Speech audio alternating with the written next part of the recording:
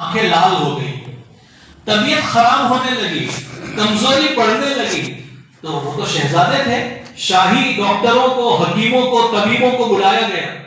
طبیبوں نے جب ان کے سارے رپورٹ نکالے پرانے اپنے زمانے کے حساب سے، ان کی نبض وبض چیک کر کے، ان کی آنکھوں کو دیکھ کر، تو انہوں نے کہا کہ بادشاہ سلامت، ان کو بیماری کچھ نہیں ہے، بس یہ آرام نہیں کر رہے ہیں، ان کو نیند نہیں مل رہی ہے، جس کی وجہ سے ان کی یہ حالت ہوئی ہے، ان کو نیند کی ضرورت ہے۔ جب یہ سو جائیں گے تو ان کی حالت ٹھیک ہو جائے گی۔ تو یہ جو سلطان خلیل خان تھے، انہوں نے کہا کہ بھائی مجھے آرام کی کوئی ضرورت نہیں ہے۔ انہوں نے کہا کہ آپ کی آنکھیں بہت لال ہو چکی ہیں، سرخ ہو چکی ہیں۔ انہوں نے کہا کہ یہی سرخی جو ہے یہ ہم کو ہمیشہ کی سرخ روئی اور کامیابی دلانے والی ہے، اس لیے میں آپ ان سب چیزوں کی فکر چھوڑ دو، میری فکر تم لوگ مت کرو، مجھے میرے حالت پر رہنے دو، میں اپنے اعتبار سے زندگی گزاروں گا۔ وہ پورا سال انہوں نے قرآن یاد کیا۔ پھر اگلا رمضان آیا، اس میں پھر اپنے والد کے پاس تراویح سنے کسی امام کے پیچھے۔ پھر جب رمضان ختم ہوا پھر یاد کرنا شروع کیا، تو دوسرے سال جب آدھا گزرا، یعنی 1.5 سال میں انہوں نے قرآن کریم کا حفظ مکمل کیا شہزادے نے۔ اور ظاہر سی بات ہے کہ شہزادہ تھا تو بڑی عمر کا ہوگا، چھوٹا بچہ تو نہیں ہوگا۔ جو ایک علاقے کا حاکم تھا تو وہ نوجوان ہوگا، کافی عمر کو پہنچ چکا ہوگا۔ تو انہوں نے اس حالت میں اور اتنی مصروفیت اور اتنی بڑی ذمہ داریوں کے باوجود قرآن یاد کیا، اپنے والد کو خبر نہیں ہونے دی۔ جب تیسرا رمضان آیا اور جب تراویح سنانے کی باری آئی، تو انہوں نے جا کر اپنے والد صاحب سے کہا کہ ابا میں محراب سناؤں گا۔ اردو زبان میں محراب سنانا بولتے ہیں، محراب اس کو کہتے ہیں، یہ جو کمان بنی ہوئی ہے اس کو محراب کہتے ہیں، جس میں امام کھڑا رہتا ہے۔ کلما دخل علیہا زکریا المحراب وجد عندها رزقا، عبادت کرنے کی جو مخصوص جگہ ہوتی ہے اس کو بھی محراب کہتے ہیں۔ اس کو محراب اس لیے کہتے ہیں کہ محراب حرب سے بنا ہے، حرب جنگ کرنے کو بولتے ہیں، عربی زبان میں حرب کہا جاتا ہے کس کو؟ جنگ کرنے کو۔ یہ وہ جگہ ہے جہاں انسان کھڑا ہو کر شیطان سے لڑتا ہے۔ شیطان انسان کو اپنی راہ پر لانے کی پوری کوشش کرتا ہے، اور یہ انسان اللہ کے سامنے ہاتھ جوڑ کے کھڑا ہو جاتا ہے، شیطان کا مقابلہ کرتا ہے، اس لیے اس کو محراب کہتے ہیں۔ تو سلطان محمود بیگڑا کے بیٹے نے کہا کہ ابا جان میں تراویح سناؤں گا۔ ان کے ابا نے کہا تو کیسے سنائے گا، تو حافظ ہے نہیں؟ کہا کہ نہیں میں سناؤں گا، آپ سنیے تو اجازت دیجئے۔ انہوں نے اجازت دے دی، انہوں نے تراویح سنانا شروع کر دیا، 1 رات 2 رات 3 رات، اور سناتے ہی جا رہے ہیں۔ ان کے والد تعجب سے دیکھے جا رہے ہیں کہ میرا بیٹا کیسے حافظ بن گیا، کب حافظ بن گیا۔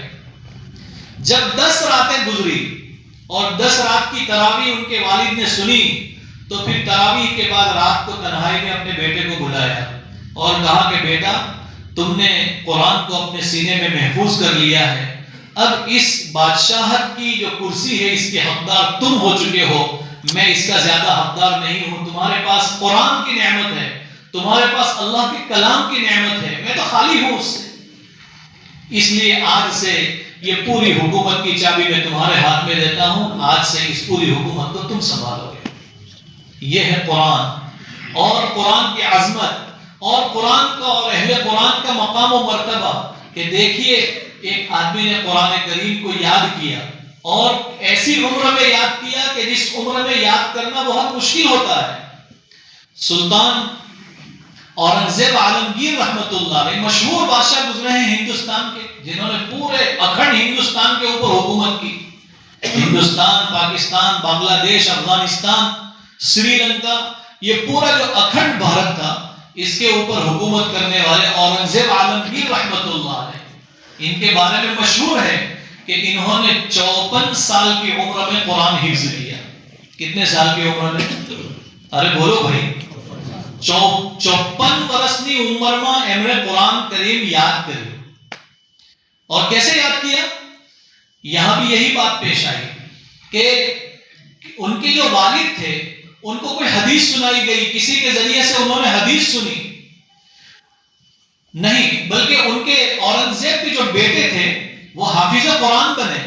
اورنگزیب کے بیٹے جب حافظ قرآن ہو گئے تو انہوں نے اپنے بیٹے کو اپنے والد کے سامنے پیش کیا اور کہا کہ ابا جان دیکھو آج میرا بیٹا حافظ قرآن بن گیا.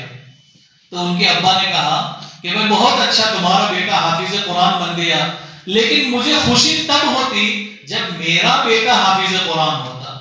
یعنی تم حافظ ہوتے تو میں خوش ہوتا، تم تو حافظ ہو نہیں، اور اپنے بیٹے کو یعنی میرے پوتے کو لا کر کہہ رہے ہو کہ حافظ بن گیا.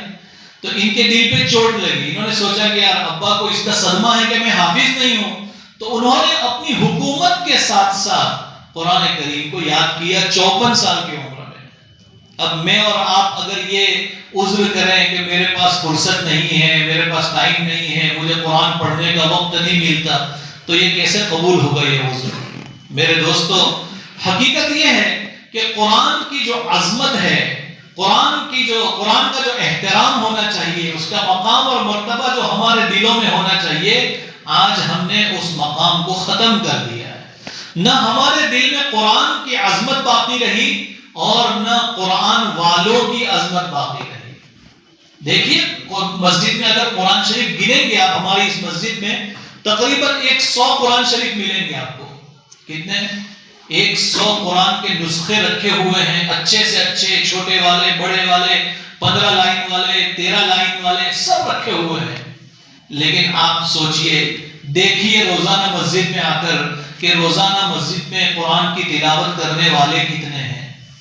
جب مسجد میں تلاوت کرنے والے چند ہیں جس کو انگلی پہ گن سکتے ہیں، تو گھروں میں تلاوت کرنے والے کتنے ہوں گے؟ ظاہر سی بات ہے جب اللہ کے گھر میں نہیں پڑھتے ہیں ہم لوگ تو مسجد میں کہاں، گھر میں کہاں پڑھتے ہوں گے؟ رمضان جیسا مہینہ گزر جاتا ہے، رمضان جیسا رمضان پچھلے کئی سالوں سے، جب سے حالات بدلے، موبائل آیا، فتنے آئے، اور لوگ موبائل کے جو ہے اتنے عاشق ہو گئے اور شیدائی ہو گئے کہ اب قرآن کی طرف سے پوری توجہ ختم ہو گئی. بس موبائل، اس کے گیم، اس کے ویڈیو، اور اس میں آدمی کا پورا مہینہ بس صرف نیت کرتے کرتے ہی گزر جاتا ہے. کل پڑھوں گا، کل شروع کروں گا، آج کرنا ہے، آج رات سے کروں گا، کل فجر سے کروں گا.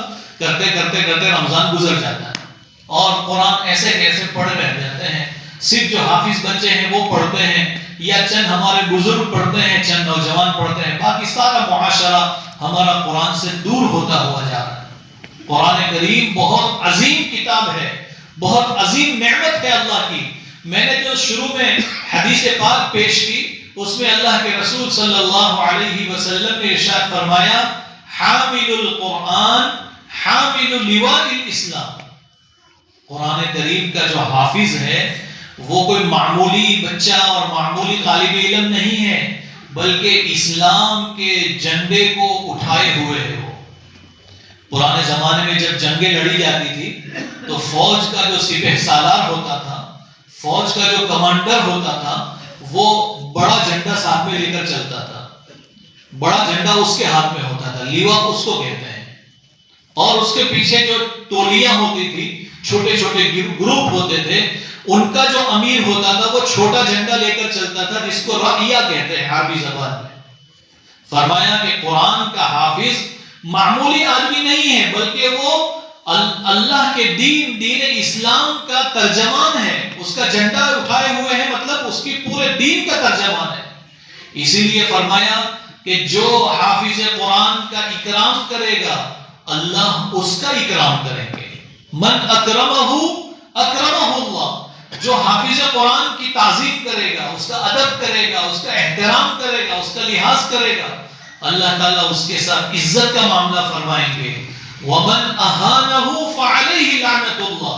اور جو حافظ قرآن کی توہین کرے گا اس پر اللہ کی لعنت ہے، وہ اللہ کی رحمت سے دور ہے. دیکھیے قرآن کی برکت اور قرآن کی نسبت دیکھیے کہ ایک عام انسان اگر اس کی کوئی توہین کرتا تو شاید اس کے اوپر اتنی بڑی وعید نہ ہوتی، لیکن وہ حافظ قرآن بن گیا، قرآن کے ساتھ جڑ گیا، اور اب اگر اس کی کوئی توہین کرتا ہے تو اللہ تعالیٰ کی طرف سے اتنی بڑی وعید ہے کہ اللہ کی لعنت کا مستحق ہے وہ انسان. تو قرآن بہت بڑی دولت ہے، قرآن اللہ کی بہت بڑی نعمت ہے. اس لیے اپنے بچوں کو حافظ قرآن بنانا چاہیے، حافظ قرآن بنانا چاہیے. حفظ قرآن اس کی قدر دنیا میں تو ہوتی ہی ہے، اللہ تعالیٰ عزتوں سے مالا مال کرتے ہیں. ہمارے گاؤں میں حضرت مولانا عبداللہ صاحب بیلیم رحمت اللہ تعالی علیہ نے، جنہوں نے ہماری نظروں کے سامنے حفظ قرآن کا نظام شروع کیا. اس سے پہلے بھی حفظ کا نظام تھا. حافظ اسحاق صاحب، مولانا اسحاق صاحب رحمت اللہ علیہ پڑھاتے تھے، اور مولانا موسیٰ صاحب جو پانچ بایا وہ بھی پڑھاتے تھے. بہت سارے اکابرین بزرگوں نے ہمارے گاؤں میں خدمت کی. لیکن آخری زمانے میں 1994 سے مولانا عبداللہ صاحب تشریف لائے ہمارے گاؤں میں، اور انہوں نے جو حفظ کی ایک جو ہے کڑی شروع فرمائی، وہ ایک ایسا نظام شروع ہوا کہ ماشاءاللہ یہ آج تک مسلسل چلتا جا رہا ہے. اس سے پہلے نظام شروع ہوئے، چند سال ہوئے، پھر بند ہو گیا، پھر شروع ہوا، پھر بند ہو گیا. یہ 30 سال سے چل رہا ہے. 94 سے لے کر آج 2024 ہو گیا، اور ابھی تک ابھی سند کے اوپر جب نمبر دیکھا ہم نے تو 72 نمبر لکھا ہوا ہے، سند نمبر 72. یعنی یہ 72واں حافظ ہے جو ہمارے گاؤں میں حافظ قرآن بن رہا ہے، اسکول کے ساتھ بن رہا ہے. کتنی بڑی نعمت ہے. علاقے کے علاقے خالی ہیں، اور بڑے بڑے مدرسے ہیں کہ جن مدرسوں میں سے سال میں 2 حافظ مشکل سے نکلتے ہیں، 4 حافظ مشکل سے نکلتے ہیں. اللہ نے کتنا بڑا انعام دیا ہے ہم کو کہ ہم کو کہیں نہیں جانا پڑتا. اپنے گھر پر رہ کر بچے گھر کا کھانا کھاتے ہیں، اپنے ماں باپ کے ساتھ رہتے ہیں. شادی آئی تو شادی میں بھی خوب جو ہے کھل کر گھومتے پھرتے ہیں، کھیل بھی کھیلتے ہیں، سب کچھ کرتے ہوئے، اسکول جاتے ہوئے حافظ قرآن بننا. یہ قدر کرنے کی چیز ہے میرے بھائیو. اگر قدر نہیں کی جائے گی اللہ نعمت اٹھا کر دوسروں کو دے دے گا. جہاں قدر نہیں ہوتی اللہ نعمت چھین لیتے ہیں. اب اتنا بڑا مکتب ہمارے گاؤں میں چلتا ہے جس میں 450-500 بچے پڑھتے ہیں. اب اگر یہاں پر حفظ کی ایک کلاس تھی، اللہ نے 1 سے 2 کر دی. ماشاءاللہ بچے بڑھتے ہی جا رہے ہیں، ہمارے گاؤں کی آبادی بڑھتی جا رہی ہے. لیکن ہمیں یہ دیکھنا چاہیے کہ اس میں جو حافظ بننے والے بچے ہیں 25-30 بچے، اس میں سے اصل ہمارے گاؤں کے رہنے والے جس کو ہم وورا بولتے ہیں وہ کتنے بچے ہیں؟ اور جو بیچارے دوسرے گاؤں سے یہاں اپنے بچوں کو پڑھانے کے لیے آئے ہیں، اپنے بچوں کی تعلیم کے لیے آئے ہیں، اسکول مدرسے کی تعلیم کے لیے، وہ کتنے ہیں؟ اگر اس کا حساب کیا جائے گا تو وہ بچے بڑھ جائیں گے جو دوسری جگہ سے یہاں پڑھانے کے لیے آئے ہیں اپنے بچوں کو. اور جو اصل یہاں کے لوگ ہیں، جن کے ماں باپ نے، جن کے باپ داداؤں نے مدرسہ قائم کیا، مسجد قائم کی، اپنے جان مال سب کھپا کر چلے گئے، آج ان کی اولاد محروم ہے. آج ہم لوگ اس کی طرف توجہ نہیں کر رہے ہیں، نہ اپنے بچوں کو اسکول کی لائن سے آگے بھیج رہے ہیں. ہمارا بچہ 12ویں سے آگے بہت مشکل سے جاتا ہے، 10ویں تک جاتے ہیں، اس کے بعد چھوڑ دیتے ہیں، ڈراپ آؤٹ ہو جاتے ہیں. 12ویں تک گیا تو گیا، اس کے بعد پھر چھوڑ دیا. بچے اسکول کی لائن سے پیچھے ہوتے جا رہے ہیں. مکتب میں کتنا پڑھتے ہیں؟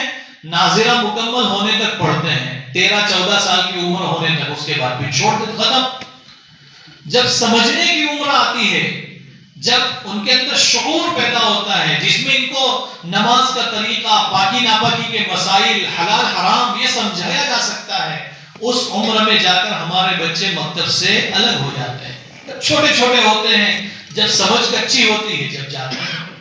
تو ہمیں جتنے بھی یہاں ساتھی بیٹھے ہیں اور جتنی ہماری مائیں بہنیں اپنے گھروں میں سن رہی ہیں، وہ اس بات پر خوب توجہ دیں کہ ہمیں کچھ بھی ہو جائے اپنے بچوں کو مکتب پڑھانا ہے تو پڑھانا ہے. آج ایک نیا جو ہے طریقہ چلا ہے، ٹیوشن کا طریقہ. یعنی بچوں کو ہم اسکول بھیجتے ہیں، ماشاءاللہ بہت اچھی بات ہے، اچھے سے اچھے اسکول بھیجنا چاہیے، انگلش میڈیم میں بھیجنا چاہیے، کوئی حرج نہیں ہے. لیکن مکتب کی جو تعلیم ہے وہ تعلیم مکتب میں دینی چاہیے. مکتب کی تعلیم کہاں دینی چاہیے بھائی؟ ارے بولو، مکتب میں دینی چاہیے. یعنی ہمارا بچہ استاد کے پاس مسجد میں پڑھنے جاوے، کلاس میں پڑھنے جاوے، مدرسہ فیض الاسلام میں پڑھنے جاوے، وہاں پڑھنے جاوے. یہ نہیں کہ کسی مولانا کو کرائے پر بلا لیا اور وہ میرے گھر پڑھانے آئے. ایسا نہیں ہونا چاہیے. اس میں کوئی برکت نہیں ہے، اس میں کوئی فائدہ نہیں ہے.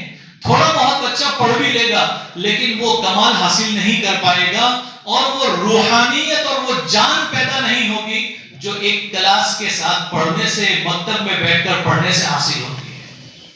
استاد شاگرد کا جو رشتہ ہے، یہ رشتہ بہت مضبوط رشتہ ہے، بہت مضبوط رشتہ ہے. یہ جتنے بھی ہمارے مکتب کے اساتذہ پڑھاتے ہیں، ان سب میں سب سے زیادہ مضبوط رشتہ یہ حفظ والوں کا رہتا ہے اپنے استاد کے ساتھ، کیونکہ مکتب کے بچے 3 گھنٹہ اپنے استاد کے پاس بیٹھتے ہیں. یہ لوگ فجر میں بھی بیٹھتے ہیں، مکتب کے ٹائم میں بھی بیٹھتے ہیں، ظہر بعد بھی بیٹھتے ہیں، مغرب بعد بھی بیٹھتے ہیں، اور اس کے بعد کچھ بچے تو عشاء کے بعد بھی اپنے استاد کے پاس بیٹھتے ہیں. کیا کرتے ہیں؟ بیٹھ کر باتیں کرتے ہیں، دنیا کرتے ہیں؟ نہیں، اللہ کا کلام پڑھتے ہیں، اللہ کے قرآن کی آیتیں پڑھتے ہیں. ایک حرف پڑھنے پر فرمایا کہ 10 نیکیاں ہیں. الف لام میم، یہ 3 حرف ہیں لکھنے میں، پڑھنے میں یہ 9 حروف ہیں. پڑھنے میں کتنے ہیں؟ ارے بولو بھائی. الف ایسے لکھا جائے گا، ہے نا، سیدھی لائن، لیکن پڑھیں گے تو نہیں پڑھیں گے، الف الف 3 ہوئے نا. لام ایک حرف لکھا جاتا ہے، پڑھیں گے تو کتنے حروف ہیں؟ لام الف اور میم. لام میم یا میم 3، تو 3 3 3 کتنے ہوئے؟ 9. الف لام میم پڑھنے پر 30 نہیں بلکہ 90 نیکیاں ملے گی، 90 نیکیاں ملے. اتنے حروف پڑھنے پر اتنی ساری نیکیاں ہیں. اب جو ہمارے بچے صبح فجر سے پہلے سے لے کر رات سونے تک یہ جو اللہ کا کلام پڑھتے ہیں، سنتے ہیں، سناتے ہیں، ان کو اللہ کتنا اجر دیتا ہوگا. آپ سوچو یہ کتنے مبارک بچے ہیں، یہ کتنے بابرکت بچے ہیں. اور ان کا یہ سننے سنانے کا جو عمل ہے یہ اللہ کو اور اللہ کے رسول کو کتنا پسند ہے. میرے دوستو، اگر ہم اس کا اللہ ہم کو وہ بصیرت عطا کر دے کہ ہم ان کا اجر و ثواب دے سکیں، تو ہم جب ان کا اجر دیکھنے جائیں گے تو ٹوپی بھی نیچے گر جائے، اتنا اجر ہے ان کا. لیکن نہ ان پڑھنے والوں کو بیچاروں کو یہ بتایا گیا ہے، نہ پتا ہے، لیکن آج بتا دیا آپ کو، بہت اجر و ثواب ہے. آپ اس کو معمولی مت سمجھیے. یہ عظمت نہ ہونے کی وجہ سے یہ ہوتا ہے کہ بچے قرآن کی طرف رغبت کم کرتے ہیں، دوسری چیزوں کی طرف رغبت زیادہ کرتے ہیں، کیونکہ ان کو اہمیت نہیں معلوم اس چیز کی. تو عزیز طلبہ، یہ جتنے بھی حافظ بننے والے بچے ہیں، میں ان سے خاص طور پر ان کے اور ان کے ماں باپ سے کہتا ہوں کہ اپنے بچوں کو قرآن کے ساتھ زیادہ جوڑو، موبائل سے کم جوڑو. آج بہت بڑی مصیبت یہ ہے کہ گھر میں ہر انسان کے پاس، بلکہ ہر بچے کے پاس اپنا موبائل ہے. ہر بچے کے پاس موبائل ہے. اب ایک بچہ جب موبائل ہی میں گھسا رہے گا تو وہ کیسے پڑھے گا وہ؟ ہمارے یہاں ایک جماعت آئی تھی علی گڑھ سے. علی گڑھ یونیورسٹی بہت بڑی یونیورسٹی ہے، تو وہاں بڑے پروفیسر لوگ رہتے ہیں، ڈاکٹر انجینئر قسم کے لوگ رہتے ہیں. تو وہ جماعت آئی تھی، اور وہ جماعت کے کچھ ساتھی جو ہے امریکہ جا کر آئے تھے. امریکہ میں انہوں نے تقریباً 4 مہینے لگائے تھے. پھر ہندوستان کے جو وقت لگ رہا تھا تو ہمارے یہاں ڈاکٹروں میں ان کا جوڑ ہوا. تو ڈاکٹر بننے والے جو طلباء ہیں، طالبات ہیں، اسٹوڈنٹ ہیں، تو ان میں ان کی جب بات ہوئی تو اس میں انہوں نے یہ بتایا کہ امریکہ میں ہم نے بہت ساری یونیورسٹیاں دیکھی، بہت کچھ دیکھا. جب سب کچھ دیکھ لیا اس کے بعد وہاں کے کچھ مقامی ساتھیوں نے کہا کہ اب ہم آپ کو ایک دوسری یونیورسٹی میں لے جاتے ہیں، ایسی یونیورسٹی آپ نے کبھی دیکھی نہیں ہوگی. تو وہ لے گئے. اب وہ کون سے شہر کی بات ہے مجھے نہیں معلوم، کیونکہ ہمارے ساتھی امریکہ سے بھی آئے ہیں، سلیم بھائی. تو انہوں نے یہ واقعہ سنا ہے، میں نے خود اپنے کان سے سنا، میں اس مجلس میں موجود تھا. انہوں نے کہا کہ ایک دوسری یونیورسٹی میں لے گئے جو خاص یہودی بچوں کے لیے بنائی گئی تھی. اس یونیورسٹی میں دوسرا کسی مذہب کا بچہ نہیں پڑھ سکتا، صرف یہودی بچے پڑھیں گے. کون سے بچے بھائی؟ یہودی بچے. جب اس یونیورسٹی کا دورہ کیا اور وہاں کے پورے سسٹم کو دیکھا اور سمجھا تو اس میں انہوں نے خاص پوائنٹ کی بات جو ہمارے اسٹوڈنٹس کو بتائی وہ یہ تھی کہ اس یونیورسٹی میں، اس اسکول میں سب سے پہلی شرط یہ ہے کہ اس میں بچے کا داخلہ اس وقت ہوگا جبکہ اس بچے کے پاس تو موبائل ہوگا ہی نہیں، اس کے ماں باپ بھی موبائل استعمال نہیں کریں گے. اس بچے کے ماں باپ بھی موبائل نہیں رکھیں گے. اس شرط پر بچے کا داخلہ ہوگا. جس دن پتا چلا کہ ماں باپ کے پاس موبائل ہے، بچے کو بھی ہم اسکول سے نکالتے ہیں. اس لیے کہ یہی وہ فتنہ ہے کہ جو بچوں کو تعلیم کے میدان میں آگے نہیں بڑھنے دیتا. اب سوچئے دشمن اتنا ہوشیار ہے اور ہم حق پر ہونے کے باوجود ہم اپنے آپ کو، اپنی بیویوں کو، اپنے بچوں کو، اپنی بچیوں کو، سب کو موبائل میں جھونکے ہوئے ہیں. اس آگ میں بچے جل رہے ہیں اور ہم سمجھے کہ ہماری قوم ترقی کرے گی. کیسے ترقی ہو سکتی ہے؟ موبائل سے اپنے آپ کو دور رکھیں. اور بھائی موبائل کا صحیح استعمال ہو تو بھی سمجھ میں آتا ہے. موبائل کا غلط استعمال کرتے ہیں ہمارے بچے، نادان ہوتے ہیں، ان کو صحیح غلط کا پتہ نہیں ہوتا. وہ اپنا ٹائم پاس کرتے ہیں، وقت ضائع کرتے ہیں اور اپنی جوانی کو، اپنی نگاہوں کو خراب کرتے ہیں، جس کی وجہ سے جب اندر تاریکی اور اندھیرا چھا جاتا ہے گناہوں کا تو پھر اللہ کا نورانی کلام اس جگہ پر نہیں آ سکتا. بہت مشکل ہے، بہت مشکل ہے. بہت واقعات ہیں کہ لوگوں نے قرآن کے باوجود گناہوں کو نہیں چھوڑا اور قرآن کی قدر نہیں کی. اللہ نے قرآن کو چھین لیا ان کے پاس سے. میں نے جو شروع میں حدیث پڑھی ابو موسیٰ اشعری رضی اللہ تعالیٰ عنہ کی روایت، اس میں اللہ کے رسول صلی اللہ علیہ وسلم نے یہی فرمایا کہ اے لوگو قرآن کو مضبوط پکڑ لو. مضبوط پکڑ لو کا مطلب کیا ہے؟ کہ اس کو ہمیشہ اپنا اوڑھنا بچھونا اٹھنا بیٹھنا بنا لو. جب دیکھو قرآن سے لگا ہوا ہے، قرآن پڑھ رہا ہے، بس یہی کام ہے. قرآن کا پڑھنا، قرآن کا پڑھانا، قرآن کو سمجھنا، قرآن کا سمجھانا، سیکھنا سکھانا، یہ زندگی کا مشغلہ بنا لو. اور خاص طور پر جو حافظ بن جاوے اس کی ذمہ داری ہے کہ اس کا دور کیا کرو. ان کے لیے اگر ہم ترجمہ کریں تو یہ ترجمہ ہوگا کہ اے لوگو تم قرآن کا دور کیا کرو. کیوں؟ فرمایا اللہ کے رسول صلی اللہ علیہ وسلم نے اللہ کی قسم کھا کر فرمایا کہ فوالذی نفسی بیدی، اللہ کی قسم کھا کر کہتا ہوں کہ قرآن اتنا تیز بھاگنے والا ہے، اس سے بھی زیادہ تیز بھاگنے والا ہے جتنا تیز ایک اونٹنی ریگستان کے اندر بھاگتی ہے. ایک اونٹنی کو رن پردیش کے اندر چھوڑ دیا جائے تو وہ بہت تیز بھاگتی ہے. اس کا مقابلہ انسان بھی نہیں کر سکتا، کوئی دوسرا جانور بھی نہیں کر سکتا، اس لیے کہ وہاں دوڑنے کی صلاحیت اللہ نے اسی کو دی ہے. وہ اتنی تیز نہیں بھاگتی جتنا تیز قرآن کی رسی کو اگر چھوڑ دیا آپ نے تو قرآن بھاگ کے چلا جاتا ہے. یعنی وہ باقی نہیں رہتا، بھول جاتا ہے انسان. اور جو انسان یاد کرنے کے باوجود بھول جائے اس کے لیے بڑی وعیدیں ہیں، اس کے لیے بہت وعیدیں ہیں. جہاں ایک طرف وعدے ہیں، فضیلتیں ہیں، اجر و ثواب ہیں اور بہت بڑی بڑی بشارتیں اور خوشخبریاں ہیں، وہیں پر اگر اس کے حق تلفی کی گئی، اس کے حق کو ضائع کیا گیا تو پھر بڑی وعیدیں بھی بیان کی گئی ہیں. اس لیے ہمیں دونوں طرف کو بیلنس کر کے چلنا ہے، دونوں طرف کو بیلنس کر کے چلنا ہے. اللہ کی طرف سے حافظ قرآن کا بڑا اکرام ہوتا ہے. ایک روایت بیان کی گئی ہے کہ جو بندہ حفظ قرآن کرتا ہے اللہ تعالیٰ اس کے لیے ایک فرشتہ مقرر کر دیتے ہیں جو اس کی رہنمائی کرتا رہتا ہے، یعنی صحیح راستہ بتلاتا ہے اس کو. جب وہ گناہ کرتا ہے تو اس کے دل میں کھٹکا پیدا کرتا ہے کہ غلط ہے، یہ جو کر رہا ہے صحیح نہیں ہے، اس کو چھوڑ کے ادھر چل. وہ فرشتہ اس کی رہنمائی کرتا رہتا ہے اور یہ فرشتہ مرتے دم تک حافظ قرآن کی رہنمائی کرتا ہے.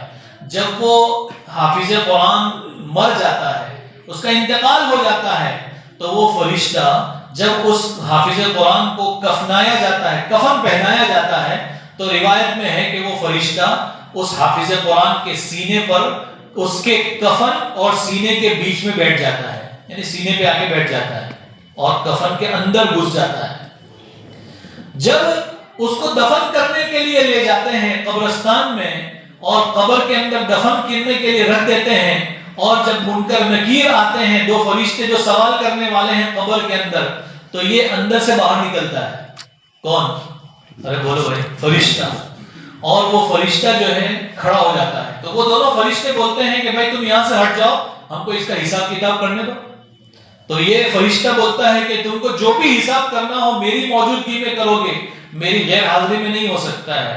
میں اس کا ایسا رفیق اور ساتھی ہوں کہ میں اس سے کبھی جدا ہونے والا نہیں ہوں.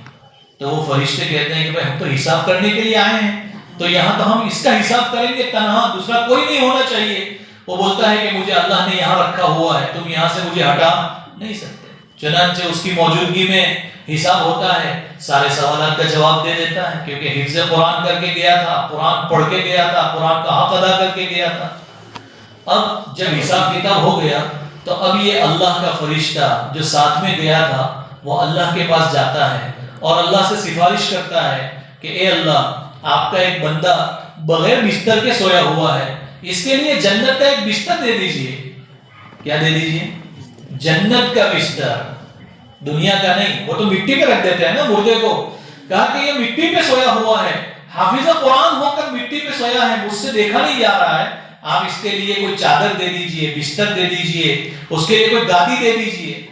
اللہ تعالیٰ جنت سے اس کے لیے بستر بھیجواتے ہیں اور فرمایا کہ اس کے لیے اللہ تعالیٰ ایک روشنی، نور، قندیل، فانوس بھیجواتے ہیں اور اللہ تعالیٰ اس کے لیے جنت کا ایک پھول بھیجواتے ہیں. 3 ہدیے بیچتے ہیں. کتنے ہدیے؟ 3 ہدیے بیچتے ہیں. اس کے لیے جنت کا بستر بچھا دیا جاتا ہے، وہاں لائٹ لگا دی جاتی ہے کیونکہ قبر تو اندھیری چیز ہے، اندھیری جگہ ہے، کچھ نظر نہیں آتا. اللہ روشنی کر دیتے ہیں اور اللہ تعالیٰ جنت کے پھول میں سے ایک پھول اس کو دے دیتے ہیں جس کی خوشبو سے پوری قبر مہک اٹھتی ہے. یہ اللہ تعالیٰ مقام عطا فرماتے ہیں. کس کی برکت سے؟ حافظ قرآن ہونے کی برکت سے، قرآن یاد کرنے کی برکت سے. اس لیے عزیز دوستو، ہم سب کو قرآن سے جڑنا چاہیے، قرآن سے محبت کرنی چاہیے، قرآن سے لگاؤ رکھنا چاہیے. قرآن دلوں پر اثر کرتا ہے. ابھی ہمارے قاری صاحب نے جو قرآن کی تلاوت کی، کتنے بہترین انداز سے تلاوت کی. کوئی سوچ سکتا ہے کہ ہمارے چھوٹے چھوٹے گاؤں میں ایسے مصری قاریوں کے لہجے میں پڑھنے والے لوگ ہوں گے؟ انہوں نے بھی اسی مکتب میں پڑھا جس میں آپ لوگ پڑھ رہے ہیں. ارے آپ جس مکتب میں پڑھ رہے ہیں اسی مکتب میں نے بھی پڑھا، انہوں نے بھی پڑھا. میں نے اور مولانا عارف صاحب نے حفظ کرنا شروع کیا تھا ہمارے ماما جی کے پاس، حافظ عبدالحمید صاحب کے پاس. اور ان کے پاس مجھے یاد ہے کہ میں نے 2.5 پارہ یعنی سورہ بقرہ مکمل کی تھی. اس کے بعد حضرت مولانا عبداللہ صاحب تشریف لائے تھے اور بقیہ پارے میں نے حضرت مولانا عبداللہ صاحب کے پاس حفظ کیے. یہ ہمارے جو حافظ قرآن ہیں انہوں نے بھی شروع کے 3 پارے مولانا عبداللہ صاحب سے حفظ کیے. پھر ان کا انتقال ہو گیا تو ان کے شاگرد کے پاس اللہ نے پورا کروا دیا. اللہ تعالیٰ نے مولانا عبداللہ صاحب کے ذریعے سے ایسا کام لیا کہ ایک گاؤں کے اندر ایک کلاس میں ایک کچے مکان میں بیٹھ کر انہوں نے چند بچوں کو پڑھایا. آج ان کے پڑھایا ہوا فیض جو ہے وہ دنیا کے کہاں کہاں کون سے ملک میں پہنچ رہا ہے. آپ ان حضرات کا حساب لگائیں، آپ ان سے پوچھئے آپ کے کتنے بچے حافظ بنے. ابھی آپ کو بتائیں گے کہ میرے پاس 50-60 بچے بنے. کسی اور سے پوچھئے، کسی اور سے پوچھئے. انہوں نے ایک نے چند کو بنایا تھا، ہر ایک نے 50 بنا دیے تو مولانا عبداللہ صاحب کے تو مزے ہو گئے. ارے ہو گئے نہیں ہوئے؟ جب مولانا عبداللہ صاحب کے اتنے مزے ہوئے تو مولانا عبداللہ صاحب نے جن کے پاس حفظ کیا تھا انہوں نے بھی تو 10-15 بنائے ہوں گے مولانا عبداللہ صاحب جیسے. ان کے کتنے مزے ہوں گے. آپ سوچئے اللہ تعالیٰ اس قرآن کی برکت سے کتنے لوگوں کو نوازتے ہیں اوپر تک، کوئی محروم نہیں رہتا ہے. اور ایک بات ہمیشہ یاد رکھیں کہ قرآن سے جو آدمی وابستہ ہو جاتا ہے وہ کبھی بھوکا پیاسا نہیں مرتا، وہ کبھی بھوکا پیاسا نہیں مرتا. آج ہمارا ذہن، ہمارا یہ سوچ بدلتی جا رہی ہے کہ ہم بچوں کو مولوی بنانا نہیں چاہتے. کیوں نہیں چاہتے؟ اس لیے نہیں چاہتے کہ مدرسوں میں تنخواہیں بہت کم دیتے ہیں. اور حقیقت میں یہ ہماری امت کی بہت بڑی غلطی ہے، مدرسے والوں کی بہت بڑی غلطی ہے کہ وہ مدرسے کے استادوں کو تنخواہ بہت معمولی دیتے ہیں، بہت معمولی. ہمارے مکتب کے اندر بھی 7-8 ہزار روپے تنخواہ ہوتی، اس سے زیادہ نہیں ہوتی. دارالعلوم کے اندر 10-12 ہزار روپے ہوتی، اس سے زیادہ نہیں ہوتی. تو یہ غلط ہے، 100% غلط ہے. لیکن اس وجہ سے کہ مدرسے والے تنخواہ کم دیتے ہیں تو کیا ہم ہمارے بچوں کو محروم رکھیں گے کہ بھئی ہمارے بچے کچھ نہیں پڑھیں گے؟ کیوں نہیں پڑھیں گے؟ وہ پیمنٹ نہیں دیتے. ارے بھئی وہ ان کا گناہ کر رہے ہوں گے، وہ ذمہ دار ہیں، اللہ کو جواب دیں گے. میں تو میرے بچوں کو پڑھا لکھا کے بڑا بنا دوں. اولاد کی تعلیم اور اولاد کی تربیت یہ مسلمانوں کی، ہم سب کی سب سے پہلی ذمہ داری ہے. اپنے بچوں کو جہاں بہتر سے بہتر مدرسے میں بھیجیں گے وہیں پر ان کے اسکول کی تعلیم پر بھی خوب دھیان دیں، خوب فکر کریں. بچوں کو لکھنا آنا چاہیے. آج اتنی کمزوری ہے کہ 6ٹھی-7ویں پڑھنے والے بچے صحیح سے لکھ نہیں پاتے. اللہ معاف فرمائے. حالانکہ پرانے زمانے میں ہمارے جو ٹیچر لوگ ہوتے تھے وہ اسکول کے وہ اتنا لکھواتے تھے کہ 2-3 کلاس چوتھی پہ پہنچتے تو ایسا ہاتھ بیٹھتا تھا کہ فٹ لکھتے تھے. اور آج بڑی کلاسوں میں جا کر بھی آپ اپنے بچوں کو دیکھنا گھر لے جا کے ان سے گجراتی اور انگلش لکھوانا، ہندی لکھوانا. بہت سارے بچے تو ہندی لکھ بھی نہیں پاتے، گجراتی لکھتے تو اوپر سے لائن مار دیتے ہیں کہ ہو گیا ہندی. ایسا ہی کرتے ہیں، بہت سارے بچے ایسا کرتے ہیں، گجراتی لکھتے ہیں اوپر سے لائن کھینچتے تھے اور بولتے کہ ہندی بن گئی. کیسا ہندی بن گئی؟ یہ تو ایسا ہی ہوا کہ کسی نے ٹوپی نہیں پہنی تھی, ٹوپی پہنا دی, میں مسلمان بن گیا. نام کچھ بھی ہو, کام کچھ بھی ہو, خالی ٹوپی پہنانے سے مسلمان بنتا ہے؟ نہیں بنتا ہے. تو ہمیں اپنا تعلیم کا جو نظام ہے اس کو بہت مضبوط کرنے کی ضرورت ہے. آج دنیا بہت ترقی کرتی جا رہی ہے, تو اس ترقی کے ساتھ ساتھ ہمیں بھی اپنے آپ کو آگے بڑھانے کی ضرورت ہے. اپنے بچوں کی فکر کریں, اپنے بچوں کو دین کی تعلیم بھی دیں, اپنے بچوں کو دنیا کی تعلیم بھی دیں. کسی ایک چیز کے بغیر گاڑی نہیں چل سکتی, بیلنس نہیں ہو سکتی. ہمارے ہاں جامعہ اکل میں اللہ تعالیٰ حضرت کی زندگی میں خوب برکت دے, حضرت نے جو ہے ہر سال اساتذہ کے پیچھے لگ کر کے, پڑھانے والے اساتذہ جو ہیں تو کم سے کم 25 سال سے لے کر تو 60 سال تک کے اساتذہ ہیں, اس سے بڑے بھی ہوں گے. تو جب دیکھا کہ بھائی حالات بدل رہے ہیں, صرف جو ہے مدرسے کی تعلیم کافی نہیں ہوگی, ان کو اسکول کی تعلیم دینا بھی ضروری ہے, تو مدرسے کے طلباء اور بچوں کے لیے بھی اسکول کا سسٹم شروع کیا.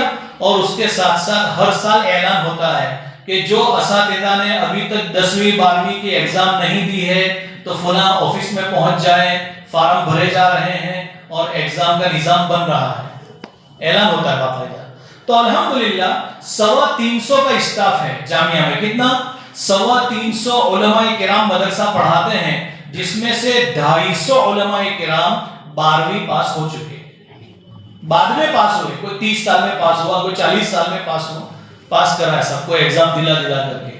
اور اس کے بعد پھر جس کو آگے پڑھنا ہے, بی ایڈ کرنا ہے, اگر علماء کرام کرنا چاہے تو فری میں ہے, آپ کے لیے فری میں ہے. پڑھیے, آپ محنت کریے اور اپنے آپ کو علم سے آراستہ کیجیے. تو میرے بھائیوں, شریعت نے باندھ کے نہیں رکھا ہے, شریعت نے تنگی نہیں رکھی ہے, بلکہ کھلا رکھا ہے. جتنا علم حاصل کرنا چاہو کر سکتے ہو, اور کرنا چاہیے, اپنے بچوں کو آگے بڑھانا چاہیے. اللہ تعالیٰ آج کی اس مجلس کو بے حد قبول فرمائے, اور ہمارے پڑوسی اور ہمارے رشتہ دار ہمارے عثمان بھائی کے فرزند کو اللہ تعالیٰ نے حفظ قرآن کی دولت سے مالا مال کیا. اللہ تعالیٰ ان کو بھی مبارک فرمائے, اللہ ان کے ماں باپ کو بھی مبارک فرمائے, اللہ ان کے دادا دادی نانا نانی اور جتنے لوگ اللہ کی رحمت میں پہنچ چکے ہیں, اللہ ان سب کے لیے نجات اور مغفرت کا ذریعہ بنائے. بہت بڑی نعمت ہے اللہ تعالیٰ نے جس سے ان کو مالا مال کیا ہے. اللہ تعالیٰ ہم سب کے بچوں کو بھی حافظ قرآن بنائے. اس مقام پر, اس موقع پر جو خوشی ہے, وہ خوشی ان سے زیادہ ان کے ماں باپ محسوس کر سکتے ہیں, ان سے زیادہ ان کے ماں باپ محسوس کر سکتے ہیں. ماں باپ نے بچوں کے پیچھے کیا نہیں کھپایا ہوتا ہے ان کو اچھا بنانے کے لیے. جب بچے کسی منزل پر پہنچتے ہیں تو پھر ماں باپ کی خوشی کی انتہا نہیں رہتی. اور یہ ایسی نعمت ہے میرے بھائیوں جو صرف دنیا میں کام نہیں آئے گی. جب یہ دنیا سے جائیں گے, ان کے جانے کے بعد یہی صدقہ جاریہ بنے گی. یہ جو پڑھیں گے سب ان کے کھاتے میں جائے گا, صرف ان کو نہیں ملے گا, ان کے بابا کو بھی ملے گا, ان کے دادا کو بھی ملے گا, ان کے نانا کو بھی ملے گا. اللہ سب کو بانٹتے ہیں کیونکہ سب ان کو بنانے کے لیے ذریعہ بنے ہیں. اللہ تعالیٰ سب کو اس کا ثواب عطا فرماتے ہیں. تو ہمیں اپنے آپ کو تعلیم کے لیے تیار کرنے کی ضرورت ہے. خوب علم سیکھیں, پڑھنے کا شوق پیدا کریں, کتابوں کو مطالعے کا جذبہ اپنے اندر پیدا کریں. اپنے گھروں میں ایک وقت ایسا طے کریں, جیسے مغرب سے عشاء تک بہت سارے لوگ اپنے گھروں پر ہوتے ہیں, تو اپنے بال بچوں کو لے کر بیٹھیں. آدھا گھنٹہ کھانا کھا لیا, کھانے کے بعد بیٹھو یا کھانے سے پہلے بیٹھو, اور اس طرح بیٹھو کہ اپنا موبائل, اپنی گھر والی کا موبائل, سب کا موبائل جو ہے فلائٹ موڈ کر کے کونے میں رکھ دو. اور اس کے بعد پھر بچوں کو ساتھ میں لے کر بیٹھو کہ بیٹا اسکول بیگ نکالو, مدرسے کی کتاب نکالو, قرآن نکالو, آج کیا پڑھا تم نے, ذرا مجھے یہ تو بتاؤ کہ آج کا سبق کتنا ہے. چلو سنو مت, کم سے کم پوچھ تو لو بچوں کو کہ آج کتنا سبق سنایا, کتنا دور سنایا, کتاب میں کیا پڑھ کے آئے. روزانہ اگر ہم اتنی بھی فکر کریں گے, اور اسکول میں تمہارا کیا ہوم ورک ہے ذرا کھول کے دکھاؤ, اور چلو یہ 2 صفحے ہیں اس میں سے ایک لکھ لو میرے سامنے, ایک لکھوا لو, تو بھی کامیاب ہے. لیکن ہم ماں باپ اتنے لاپرواہ ہیں کہ ہم 2 صفحے دیے ہیں, اس میں سے 2 لائن بھی لکھوانے کے لیے نہیں بیٹھتے. وہ لکھے گا, کسی کے یہاں ٹیوشن باندھ دیں گے کہ وہ ماسٹر صاحب, وہ مہدی جو ہے وہ پڑھا دے گی. تو ہم کس کام کے لیے ہیں؟ ارے بھائی ساری ذمہ داری مدرسے کے مولوی کے سر پہ, اسکول کے ٹیچر کے سر پہ, اور بچا کچا جو ہے وہ ٹیوشن والے کے ماتھے پہ. تو ماں باپ کس کام کے لیے ہیں؟ خالی کھلانے پلانے کے لیے ہیں, کھلانے پلانے کے لیے. تو اللہ نے دوسری مخلوق بھی بنائی ہے, تو وہ بھی اپنے بچوں کو صرف کھلاتے پلاتے ہیں، کچھ سکھاتے نہیں ہیں۔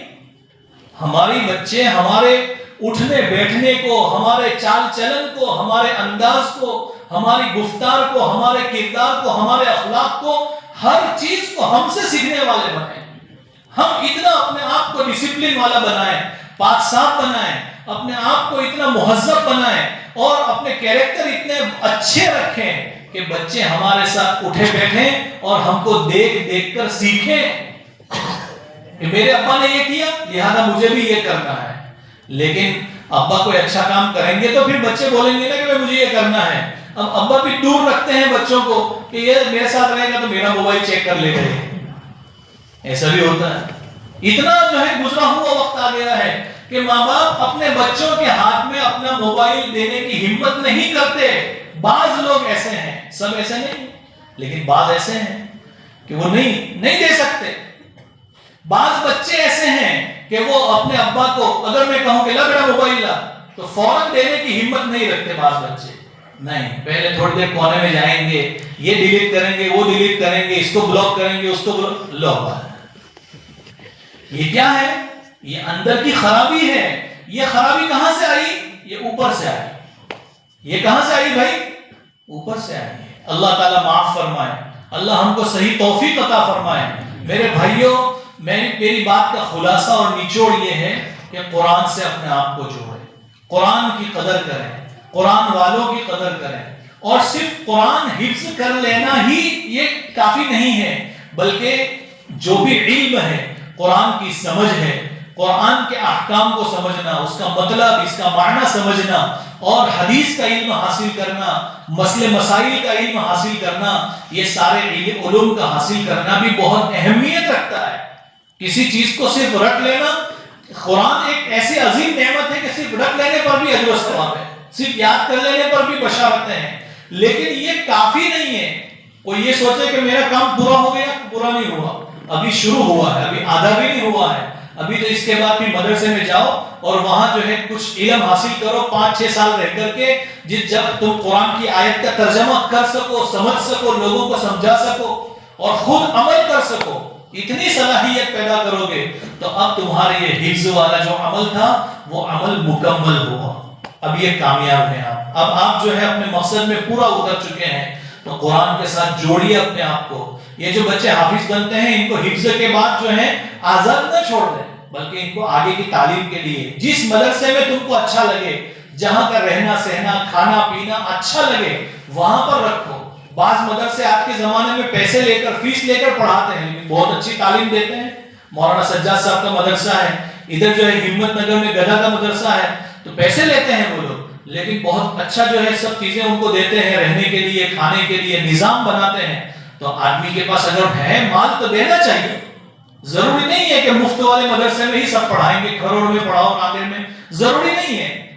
جہاں اچھا لگے وہاں پڑھاؤ، لیکن پڑھائیں ضرور، بچوں کو خالی نہ چھوڑیں، اور اسکول کی لائن سے آگے بڑھائیں۔